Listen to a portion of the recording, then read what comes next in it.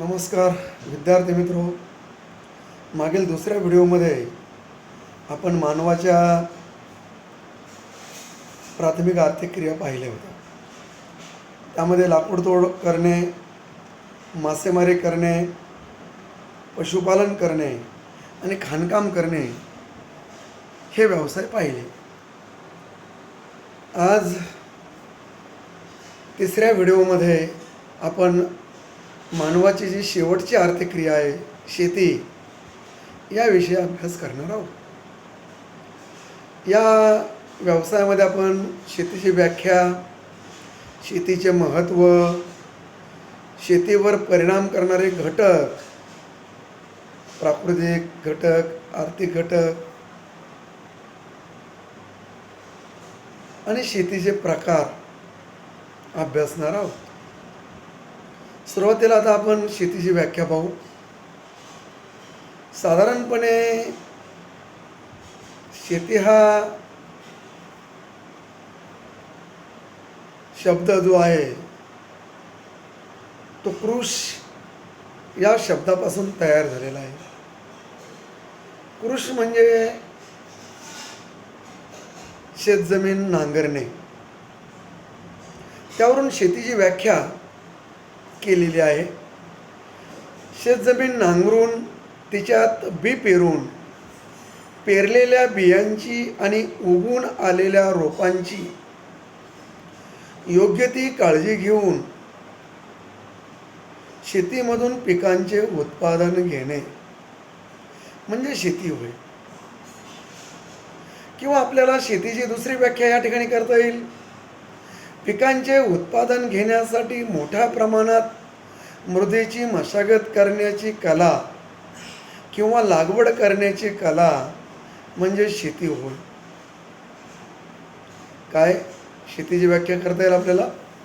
पिकांचे उत्पादन घेण्यासाठी मोठ्या प्रमाणात मृदेची मशागत करणे किंवा लागवड करण्याची कला म्हणजे शेती होय. आता शेतीचं महत्त्व आपण पाहू. शेती हा मानवाचा प्राथमिक व्यवसाय आहे. या व्यवसायामध्ये जगातील जवळजवळ 70% जास्त लोकसंख्या प्रत्यक्ष अप्रत्यक्षरित्या गुंतलेली आहे.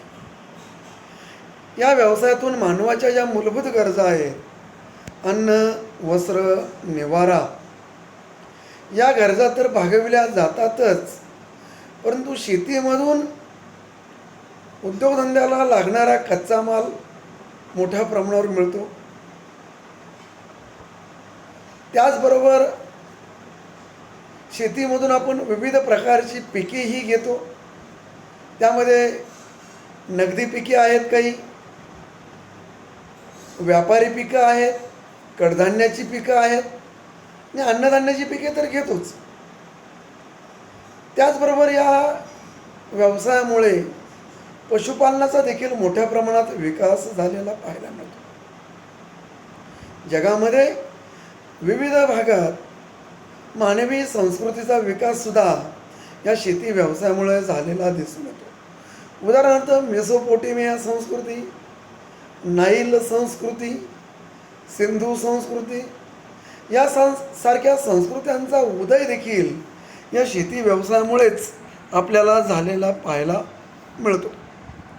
आता आपण शेती व्यवसायावर परिणाम करणारे घटक जे आहेत ते पाहणार आहोत. शेती व्यवसायावर प्रामुख्याने प्राकृतिक आणि आर्थिक घटक परिणाम करतात. यातील प्राकृतिक घटक जे आहेत ते आपण बघू. प्राकृतिक घटक जे आहेत त्यामध्ये शेतीवर परिणाम करणाऱ्या प्राकृतिक घटकामध्ये भूरचना म्हणजे भूपृष्ठ रचना, हवामान, मृदा आणि पाणी पुरवठा या घटकांचा शेती व्यवसायावर परिणाम होतो. आर्थिक घटकाचा जर आपण विचार केला तर शेती व्यवसायावर प्रामुख्याने मजूर पुरवठा, बाजारपेठ, भांडवल, वाहतूक, साठवणुकीच्या सोयी, सरकारी धोरण, भूमीचा मालकी हक्क आणि लोकसंख्या इत्यादी आर्थिक घटकांचा देखील शेती व्यवसायावर परिणाम झालेला आपल्याला पाहायला मिळतो. म्हणजे लक्षात आलं का या ठिकाणी शेती व्यवसायावर कोणकोणते घटक परिणाम करतात? तर शेतीवर व्यवसायावर प्रामुख्याने प्राकृतिक आणि आर्थिक घटक परिणाम करतात. प्राकृतिक घटकामध्ये भूरचना, हवामान, मृदा आणि पाणीपुरवठा या घटकांचा समावेश होतो. तर आर्थिक घटकामध्ये मजूर पुरवठा, बाजारपेठ, भांडवल, वाहतूक, साठवणुकीच्या सोयी, सरकारी धोरण, भूमीचा मालकी हक्क आणि लोकसंख्या इत्यादी घटक समाविष्ट होतात. हे सर्व घटक शेती व्यवसायावर परिणाम करतात. आता शेतीचे प्रकार आपण बघू. जगामध्ये आपण जर बघितलं तर शेतीचे विरोधाभास असे अनेक प्रकार पडतात.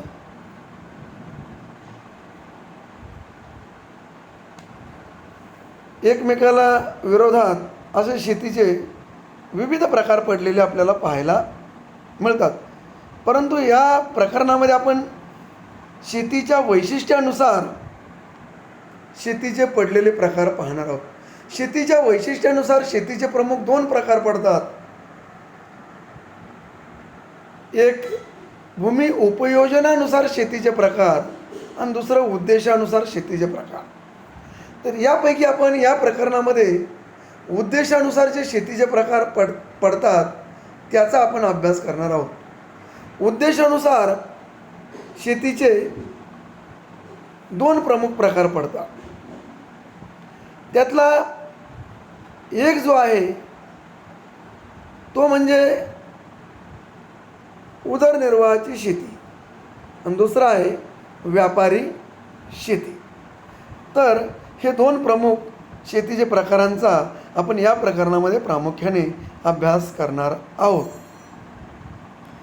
या प्रकारामध्ये त्या शेतीची व्याख्या आपण पाहणार आहोत. त्या शेतींची वैशिष्ट्ये पाहणार आहोत.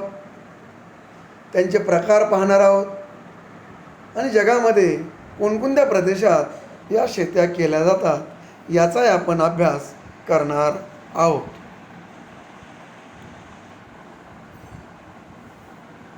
आपण आता शेतीचा पहिला प्रकार पाहणार आहोत, उदरनिर्वाहाची शेती. आता या उदरनिर्वाहाच्या शेतीमध्ये आपण त्या शेतीची व्याख्या आणि तिचे प्रकार जे आहेत ते अभ्यासणार आहोत. आता उदरनिर्वाहाची शेती म्हणजे नेमकं काय? तर जेव्हा शेतकरी आपल्या शेतामधून केवळ आणि केवळ स्वतःच्या कुटुंबाच्या निर्वाहासाठीच उत्पादन घेतो, क्वचित प्रसंगी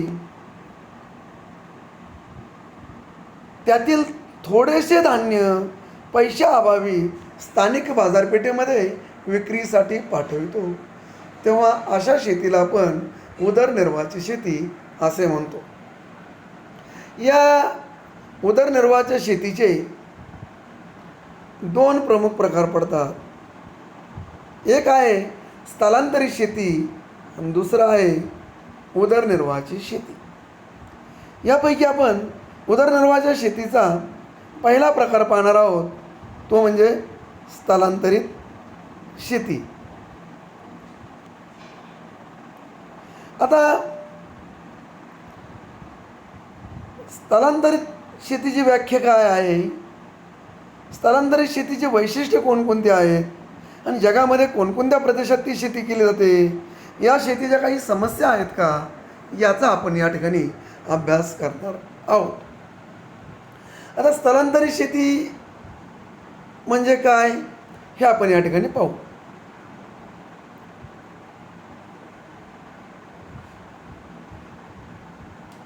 जी शेती जंगलातील आदिवासी लोक जंगलाचा एखादा छोटासा भाग निवडून त्या ठिकाणची झाडे तोडून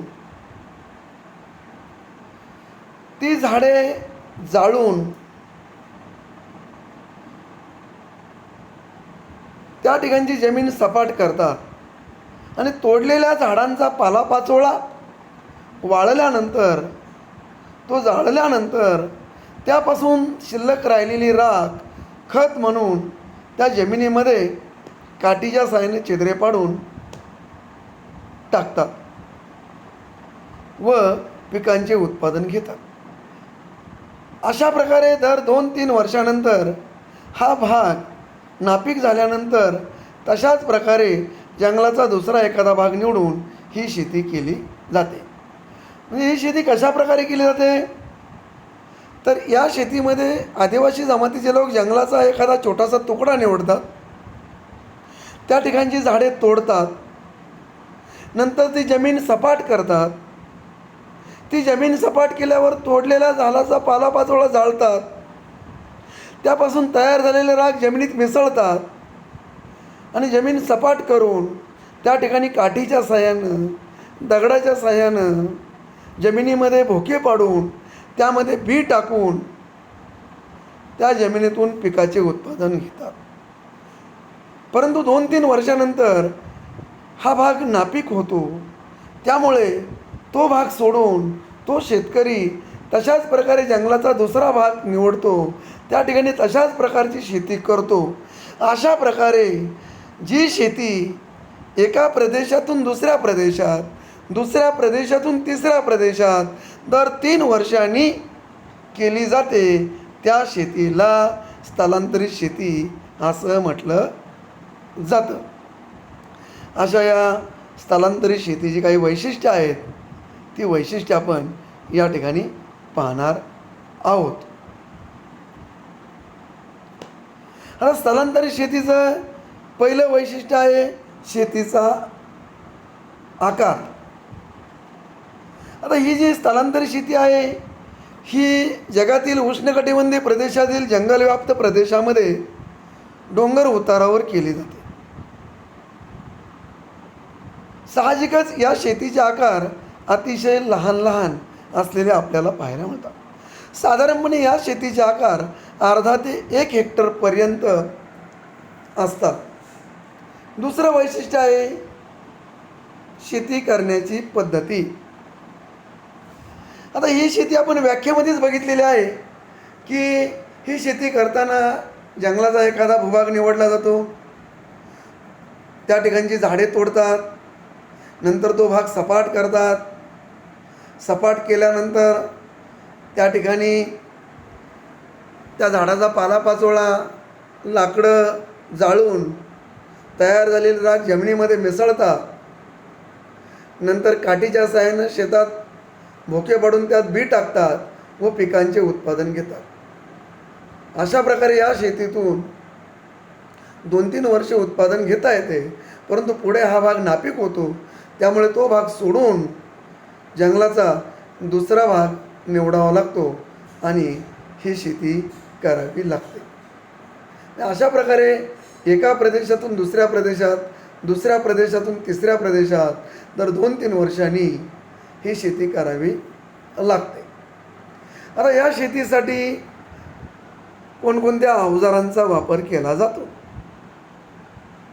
तर या शेतीसाठी साधारणपणे जी जुनाट अवजारं आहेत, पारंपरिक पद्धतीचे अवजारं आहेत, टिकाव, कुदळ, फावडे, काठी, लाकडी नांगर यासारख्या जुनाट अवजारांचा ही शेती करण्यासाठी वापर केला जातो. त्या शेतीमध्ये मनुष्यबळाचा जर विचार केला तर साधारणपणे या शेतीतील बहुतेक सर्व कामे मजुरांच्या साहाय्यानंच केली जातात. मानवी श्रमाच्या साहाय्यानंच या शेतीतील सर्व कामे करावी लागतात. या शेतीमध्ये प्रामुख्याने कुटुंबातील व्यक्ती आणि स्त्रिया या काम करत असतात.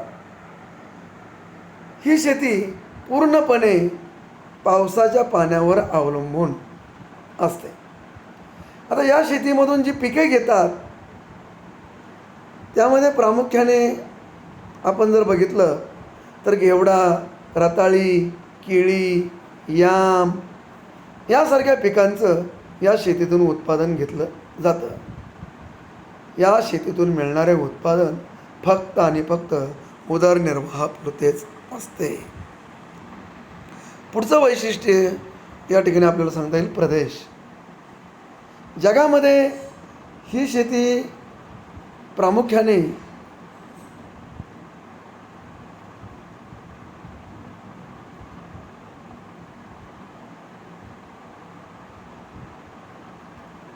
उष्णकटिबंधीय प्रदेशामध्ये मोठ्या प्रमाणात केलेली दिसून येते. उष्णकटिबंधीय प्रदेशामध्ये विशेषतः विषुववृत्तीय जंगलाच्या प्रदेशात ही शेती जास्त प्रमाणात केलेली दिसून येते. उदाहरणार्थ जगामध्ये ही शेती आशिया खंडाचा आग्नेय भाग, मध्य आणि दक्षिण अमेरिका आणि आफ्रिका खंडात मोठ्या प्रमाणावर केली जाते.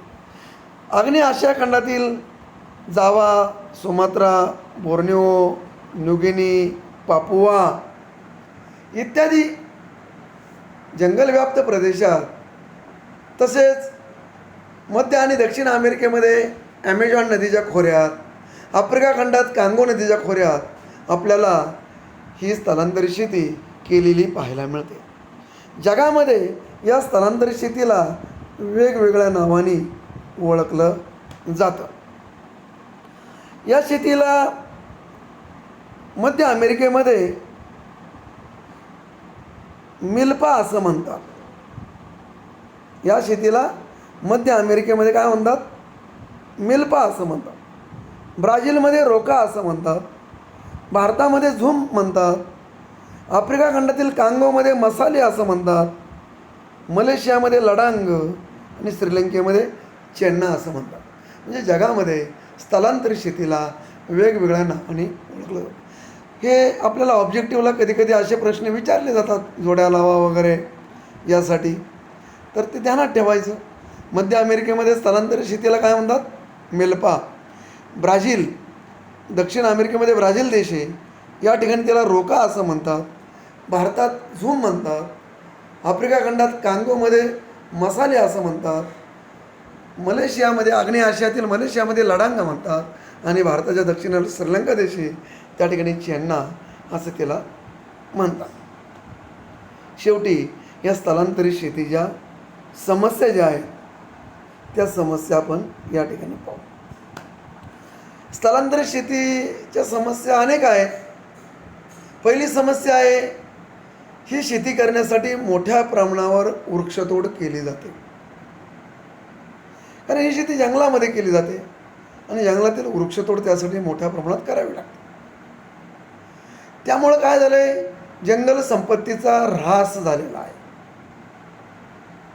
प्राणी जीवनावर त्यामुळं मोठा परिणाम झालेला आहे. मृदेची धूप झालेली आहे. चारा नष्ट होत चाललेला आहे. पाऊस कमी पडू लागलेला आहे आणि उत्पादन या शेतीमधून खूपच कमी मिळतं. या सर्व कारणामुळे स्थलांतरित शेती हा शेतीचा हानिकारक प्रकार म्हणून ओळखला जातो. आता आपण या ठिकाणी उदरनिर्वाह शेतीचा दुसरा प्रकार पाहणार आहोत, सखोल उदरनिर्वाहाची शेती. या शेतीची व्याख्या, तिची वैशिष्ट्ये आपण या ठिकाणी पाहणार आहोत. आता सखोल उदरनिर्वाह शेती म्हणजे काय ते आपण बघू. जी शेती घनदाट लोकसंख्येच्या व निश्चित कालखंडात पाऊस पडणाऱ्या प्रदेशात, परंतु मर्यादित प्रमाणात उपलब्ध असणाऱ्या शेतजमिनीतून भरपूर मनुष्यबळाच्या साहाय्याने, मर्यादित भांडवलाचा वापर करून, परंपरागत अवजारांच्या साहाय्यानं ज्या शेतीमधून जास्तीत जास्त उत्पादन घेण्याचा प्रयत्न केला जातो त्या शेतीला सखोल उदरनिर्वाह शेती असे म्हणतात. या शेतीच्या व्याख्येमध्येच तिची वैशिष्ट्ये आपल्याला दडलेली पाहायला मिळतात. या शेतीची आपण वैशिष्ट्ये या ठिकाणी अभ्यासू. शेतीचं पहिलं वैशिष्ट्य आहे ते म्हणजे शेतीचा आकार. आता ही शेती आपल्याला माहिती आहे की दाट लोकसंख्येच्या प्रदेशात केली जाते. साहजिकच दाट लोकसंख्येमुळे या शेतीचं विभाजन मोठ्या प्रमाणात होतं. परिणामी या शेतीचा आकार अतिशय लहान लहान असलेले पाहायला मिळतात. ही शेती करण्याची पद्धत आहे. दुसरं वैशिष्ट्य, आता या शेतीचे आकार खूपच लहान असल्यामुळं शेतकरी आपल्या शेतीची काळजीपूर्वक आणि काटकसरीने मशागत करतो. आपल्या जमिनीचा कोपरा ना कोपरा लागवडीखाली आणण्याचा प्रयत्न करतो आणि शेतामधून हेक्टरी जास्तीत जास्त उत्पादन घेण्याचा प्रयत्न करत असतो. अशा प्रकारची ही शेती आपल्याला केलेली पाहायला मिळते. तिसरं वैशिष्ट्य आहे मनुष्यबळ आणि प्राण्यांचा अवलंब. ही शेती आपल्याला माहिती आहे दाट लोकवस्तीच्या प्रदेशात होत असल्यामुळं शेती करण्यासाठी मोठ्या प्रमाणावर स्वस्त दरामध्ये मजुरांची उपलब्धता होते. त्यामुळं या शेतीतील बहुतेक सर्व कामे मनुष्यबळाच्या सहाय्यानंच केली जातात. शिवाय या शेतीमध्ये शेती करण्यासाठी बैल आणि रेडे यासारख्या प्राण्यांचा देखील अवलंब केला जातो. दुसरं वैशिष्ट्य आपल्याला या शेतीचं सांगता येईल ते म्हणजे अवजारे. ही शेती करण्यासाठी साधारणपणे जुनाट परंपरागत अवजारांचाच वापर केला जातो. उदाहरणार्थ टिकाव, फावडे, कुदळ, लाकडी नांगर यासारख्या अवजारांच्या साहाय्यानं ही शेती केली जाते. पुढचं वैशिष्ट्य आहे पिके. या शेतीचं मुख्य पीक तांदूळ हे आहे. याशिवाय या शेतीमधून ज्वारी, गहू, मका, बाजरी, बार्ली यासारखी अन्नधान्याची पिकेसुद्धा घेतली जातात. पुढचं वैशिष्ट्य बाजारपेठ. या शेतीतून मिळणारी जी उत्पादने आहेत ती उदरनिर्वाहापुरतीच मिळतात. त्यामुळं या शेतीतील उत्पादने स्थानिक बाजारपेठेमध्येच पाठविली जातात. या शेतीचं मुख्य वैशिष्ट्य जर बघितलं तर या शेतीमधून दर हेक्टरी जास्तीत जास्त आणि दरडोई कमीत कमी उत्पादन घेणे हे या शेतीचं मुख्य वैशिष्ट्य आहे. या सखोल उदरनिर्वाहक शेतीला पौरात्य शेती असेही म्हटलं जातं, कारण ही शेती आशिया खंडाच्या पूर्वेकडील देशामध्ये मोठ्या प्रमाणात केली जाते. शेवटचं वैशिष्ट्य आहे प्रदेश. ही शेती जगामध्ये प्रामुख्याने आशिया खंडामध्ये मोठ्या प्रमाणात केली जाते.